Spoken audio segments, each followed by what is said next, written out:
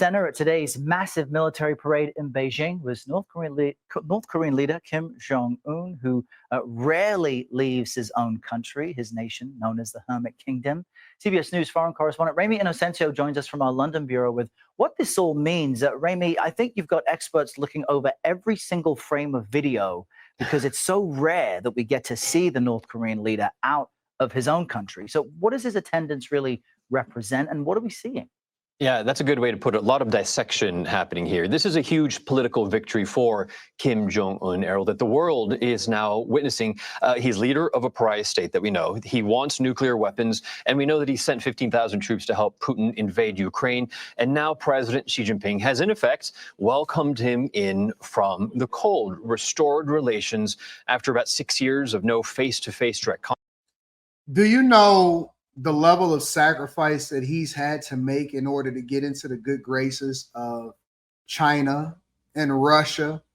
All of these countries outside of China, and China to an extent too, are broken countries.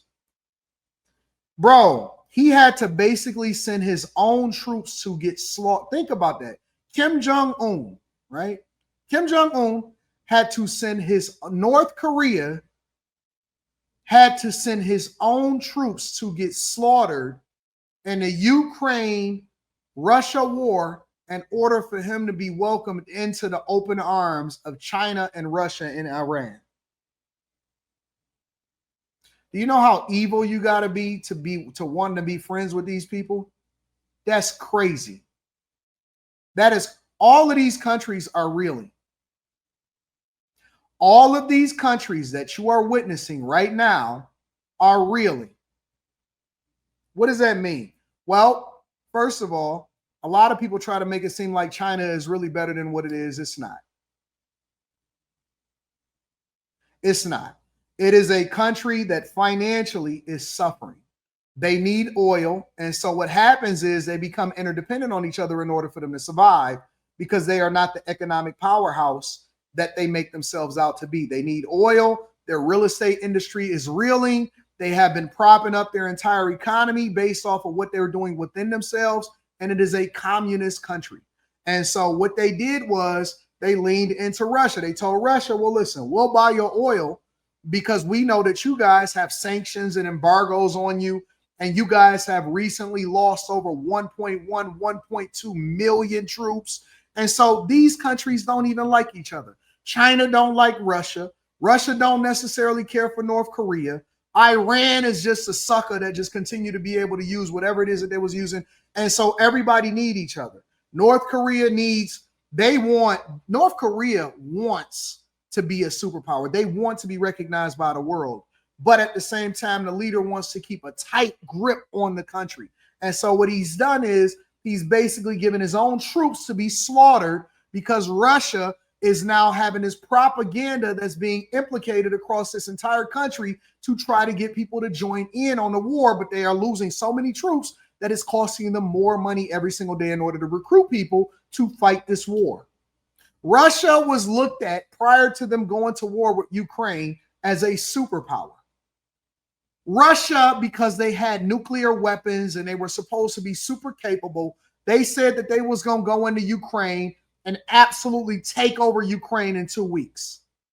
1 million troops dead later. It's all pride at this point. It's all pride. What we thought their technological capability wasn't what it was. Well, they still had to raise money. They still had to make money after getting cut off from the good graces of the rest of the world. And so they had to sell oil. Well, they need China to buy oil because China is a producer exporting nation that is largely depending on the rest of the world in order for their economy to thrive, because their real estate is absolutely collapsing. North Korea is always in trouble when they broke, and all of their people are suffering. And then we all know about what's happening in Iran. So now they all coming together to show military might at a military parade in Beijing in order to try to show solidarity against the United States of America. This is all just propaganda. Nothing more. Nothing more. This is all propaganda, nothing more. It's the truth. Like, I'm going to just tell you the real. International relations, all of this is a display. This doesn't mean anything whatsoever. Boy, if you don't think that Vladimir Putin was looking over his head when he seen them bombers flying over, when he was started having a conversation with the United States of America about a possible ceasefire, yeah, they flexing for the gram. That's it. All of this is propaganda. Flexing for the gram. Context, you can take a look there. He is by President Xi's side for much of what we're seeing, even having a great seat right in front of Tiananmen Square right there at that huge military parade today. This is choreography that you're watching. This is Xi's message to the world that Kim is with me. Now, we spoke with North Korean expert Park Won-gon. He's in Seoul, South Korea, and asked him what Kim's biggest win is out of all of this. Take a listen. The normalized relationship between North Korea and China, and it will help the North Korea's future discussion or dialogue or whatever with President Trump. And the only thing North Korea had to offer was troops. Hey, listen, we'll send some of our troops over there to get slaughtered if we could be a part of y'all whole military parade and could be in your good graces. Hey guys, I'm here too. Hey y'all, what's going on? I'm here. I'm here too. I think still there is a possibility that Trump would try to meet Kim Jong-un again. So he's saying that China's restored support of North Korea could then help Kim meet Trump again. They already met 3 times, remember? Park also had a warning for... It's the diplomats. This ain't nothing but the diplomats. China's Cameron. All right. China do have some capabilities, but China's Cameron. Russia is Jim Jones. Okay. Iran is Joel Santana. They thought that they had power until Trump came in and kicked their teeth out. And North Korea is J.R. Ryder. Everybody get a diplomat's chain. You get a diplomat's chain. You get a diplomat. Dipset. Everybody get a chain. You get a chain. You get a chain. You get a chain. You get a chain. That's all this is. Washington, that Trump should not give up on the denuclearization of the North Korean peninsula. If he did, he said there would be a nuclear China, a nuclear Russia, and then nuclear North Korea, and their government's all deeply anti-American. And Remy, we've mentioned this hour, Kim's massive, slow-moving train heading into Beijing. He was joined by his daughter and sister on this trip. What's the significance of that? Yeah, to the casual observer, Errol, one might think, oh, maybe this was a fun family trip to Beijing, but it might be that. However, it might also be dynastic tradition unfolding. And this is about Kim Jong-un's daughter, specifically, Kim Ju-ae. She's believed to be 12, maybe 13 years old on the right-hand side of your screen. This was her first known trip outside of North Korea. It's been tradition to bring future North Korean leaders, successors to China, so they can start building a relationship with Beijing.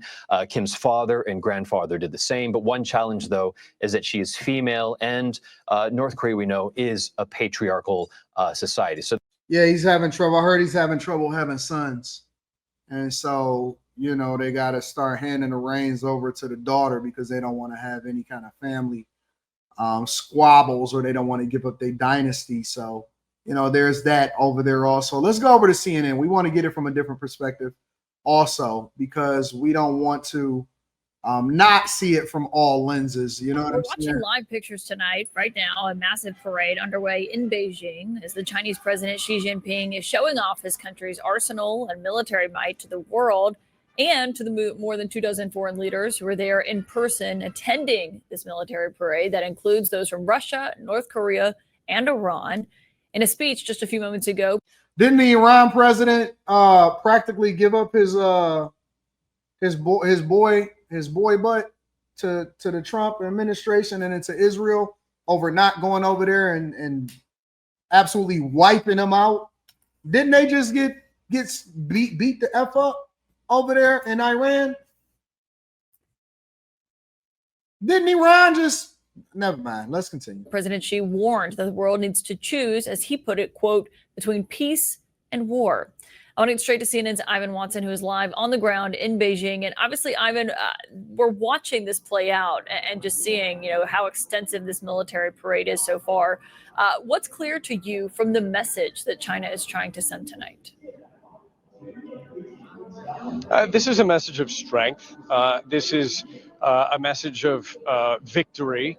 After all, they are commemorating the 80th anniversary of the surrender of Japan. China was a major battleground in World War II for 8 long years, to the tune of perhaps around 20 million Chinese casualties during the Japanese military's invasion and occupation of parts of China. And this is a demonstration to China and the world that China is strong, it can protect itself, and that Xi Jinping. Is this supposed to be like impressive? Like, are we supposed to be, bro? Couple bombers, few drone strikes, we can wipe that whole thing out in like 30 seconds. Give us about 20 seconds, 30 seconds tops. Obviously, it's going to take some time to get there. You got to do staging.